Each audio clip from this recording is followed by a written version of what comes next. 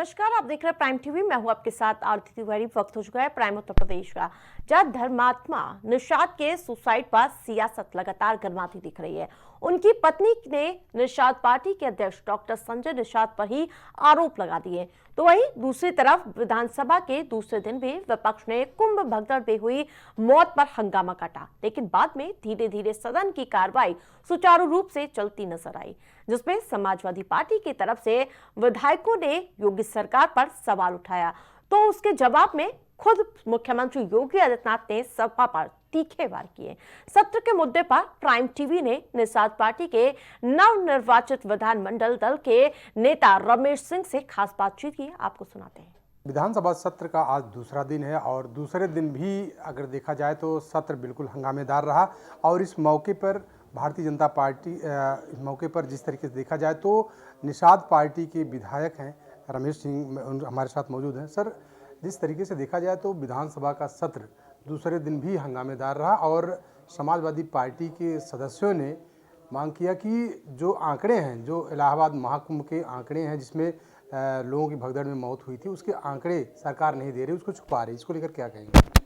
देखिए, बहुत दुर्भाग्यपूर्ण चीज़ है कि आज दूसरे दिन भी विपक्ष बहुत ही नकारात्मक भूमिका में आज सदन में नज़र आई और जो मुद्दे थे, जो आज प्रदेश के मुख्य मुद्दे हैं, उनको छोड़कर एक महाकुंभ का पर्व आप चल रहा है यहाँ प्रयागराज में, आपने देखा होगा। यह ऐतिहासिक पल है, ये प्रयागराज के लिए, हमारे देश के लिए, हमारे प्रदेश के लिए। और हमारे यशस्वी मुख्यमंत्री महाराज योगी आदित्यनाथ जी ने जिस प्रकार से जो मेहनत की है, जो उनकी पूरी टीम ने मेहनत की है, और उसी के सापेक्ष आपने देखा होगा कि आज 56 करोड़ से ज़्यादा लोग आज वहाँ स्नानार्थी वहाँ आके उस पावन त्रिवेणी संगम में डुबकी लगाकर सब लोग जा रहे हैं। और ये मुझे लगता है कि पूरे विश्व में इससे बड़ा कार्यक्रम और कहीं नहीं आयोजित हुआ था। लेकिन उसमें से कुछ भाग खाली उठाकर और एक फॉल्स नैरेटिव ये विपक्ष द्वारा क्रिएट किया जा रहा है। आपने आज देखा होगा सदन में भी महाराज योगी आदित्यनाथ जी ने, हमारे यशस्वी मुख्यमंत्री जी ने, उन्होंने जब बोला कि एक भ्रम की स्थिति फैलाई जा रही है, फर्जी मैसेजेस विपक्ष द्वारा प्रचारित किए जा रहे हैं, और एक व्यक्ति जिसको ये लोग कह रहे थे कि मृत्यु हो गया और उसको 13वीं के दिन अपने घर पे पहुंचा, तो ये दुर्भाग्यपूर्ण चीज़ है। मैं तो ये आज हम लोग ये पहली बार के विधायक हैं, हम लोग यही चाहते हैं कि सत्र सुचारू रूप से चले, हम लोगों को भी सदन में कुछ सीखने का अवसर प्राप्त हो। और वरिष्ठ लोग हैं, वरिष्ठ लोग अगर ऐसे विरोध करेंगे तो कहीं ना कहीं मन दुखता है उससे। बिल्कुल सर, समाजवादी पार्टी ये भी कह रही है कि प्रयागराज की जो क्षमता है, अगर मुख्यमंत्री योगी आदित्यनाथ खुद उन्होंने एक्सेप्ट किया कि 25 लाख की क्षमता है इलाहाबाद प्रयागराज की, और इलाहाबाद प्रयागराज में 2 करोड़ से ज़्यादा अगर उसी दिन एक दिन में लोग आ जाते हैं, फिर उनके लिए व्यवस्था क्यों नहीं की गई? और सरकार लगातार कह रही थी कि कुंभ की व्यवस्था बिल्कुल चाकचौबंद है। देखिए, 2013 में भी कुंभ का आयोजन ये समाजवादी पार्टी के सरकार में हुआ था, और उस समय भी आपने देखा होगा कि जो दुर्व्यवस्था थी वहाँ, पूरा कुंभ का मेला वो भ्रष्टाचार के भेंट चढ़ गया था।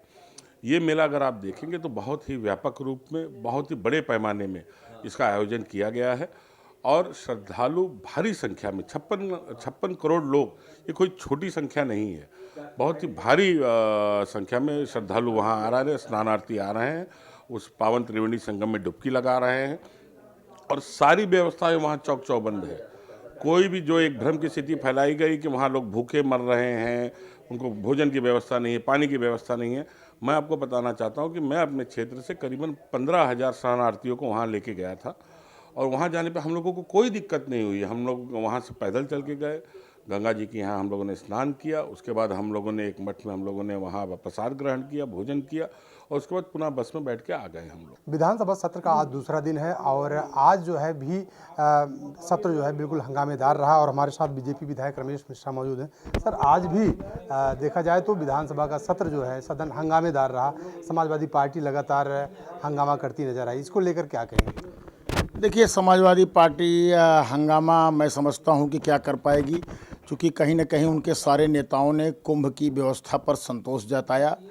और रही बात कांग्रेस की भी नेता ने जो है वहाँ जो व्यवस्थाएं हुआ है उस पर उन्होंने संतुष्टि जताया। और रही बात यह है कि हो हल्ला मचाना और ज़बरदस्ती किसी चीज़ का विरोध करना, ये अपने चूँकि अगर वो ज़बरदस्ती विरोध नहीं करेंगे तब भी ठीक है। उनके जो नेता हैं, राष्ट्रीय अध्यक्ष हैं अखिलेश यादव जी, कहीं न कहीं उनकी डांट सुननी पड़ेगी।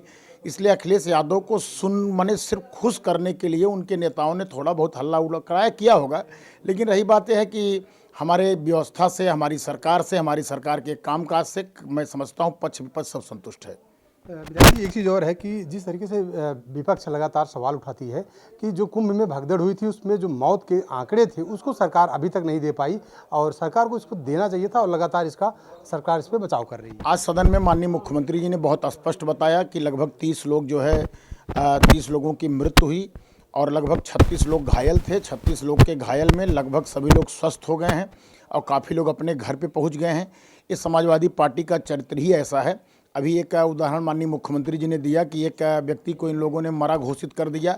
उसके यहाँ 13वीं की तैयारी चल रही थी, लेकिन पता लगा जिस दिन उसके यहाँ 13वीं वो टेम्पू से उतर के जो है जब वो आया तो सब लोग हतप्रभ रह गए।